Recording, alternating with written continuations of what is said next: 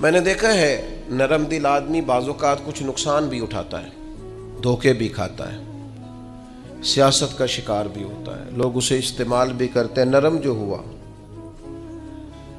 लोगों का ख्याल होता है कि देखा मैंने किस तरह से इसको बना लिया है और किस तरह से मैंने काम ले लिया है। नबी करीम सल्लल्लाहु ताला अलैहि वसल्लम ने फरमाया मोमिन नरम दिल होता है।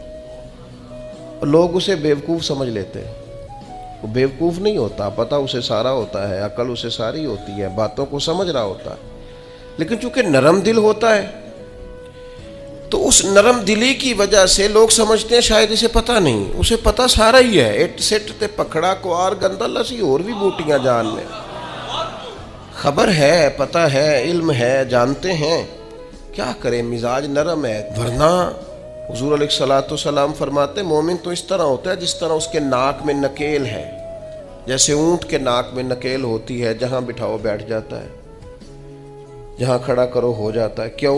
मोमिन है, नरम दिल है। लोग समझते हो मैंने मशवरा दिया था मान गया, और भाई वो मान इसलिए गया है कि मिजाज का नरम है।